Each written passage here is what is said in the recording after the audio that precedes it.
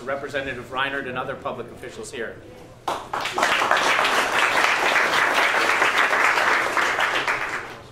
Well, I've already had one meeting this morning with the governor's staff person on GAMC down in St. Paul, and we're going, as soon as I get done here, I'm going back, and we have another meeting at 5 o'clock to talk with the Democrats on the committee about what we're going to do this year.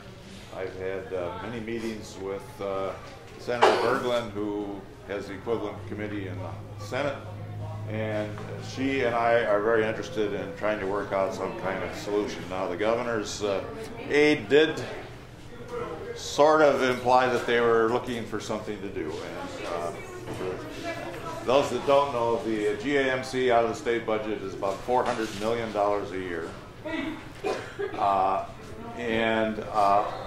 All of that goes to what our Commissioner of Human Services calls the sickest of the sick and the poorest of the poor. So then we had the funding in the bill, and then the governor vetoed line item that particular amount of money, and we tried to override his veto.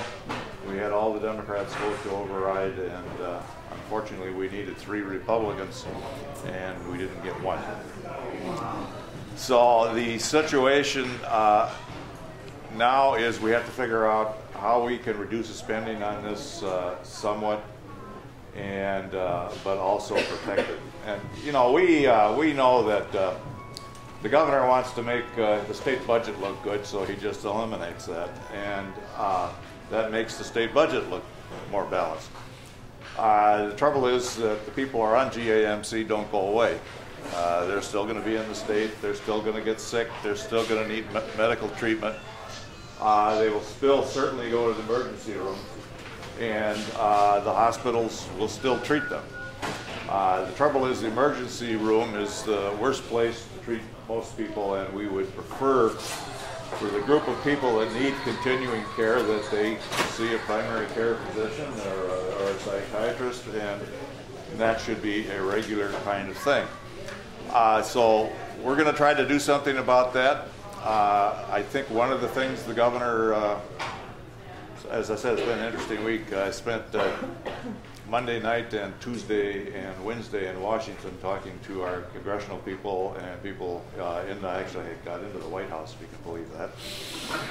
Wow. And so there's a group of legislators that the White House has asked to start in July to sort of build up the thing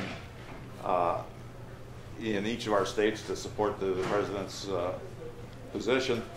So that's what we're doing. We've been there to Washington twice. We met with all our legislative delegation. They're very supportive of the health care reform bill that President Obama wants. And by the way,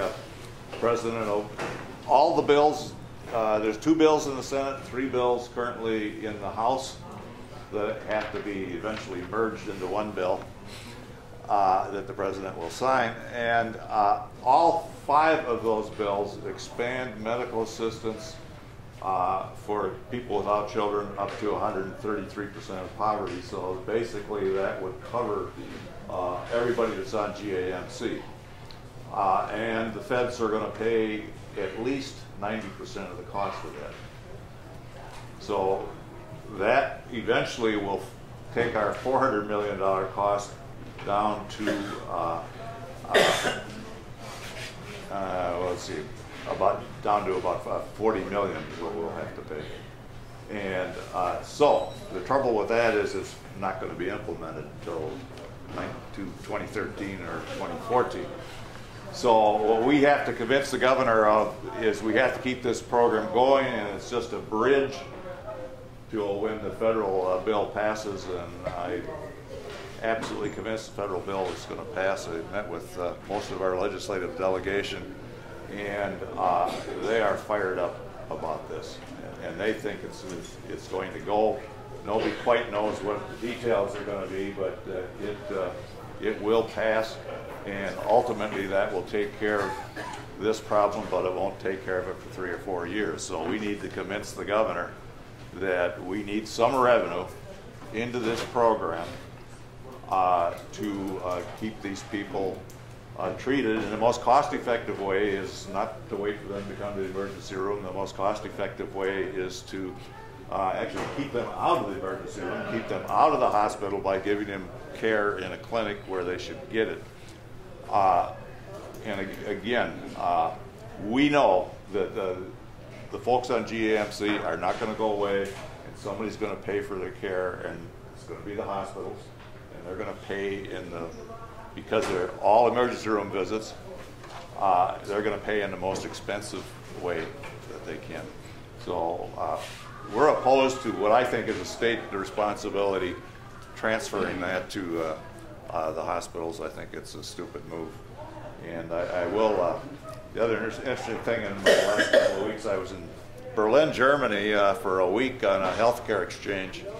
And you may think that the woman that just got elected president is a conservative, and she is a conservative party. But all the parties in Germany, from the conservative parties to what's left over of the Communist Party, the first slide that they showed us up there, it said solidarity across the top. And underneath it said, this is what all German parties believe, conservative to liberal. Rich pay for poor, healthy pay for sick, young pay for old, and males pay for females. They all agree with that.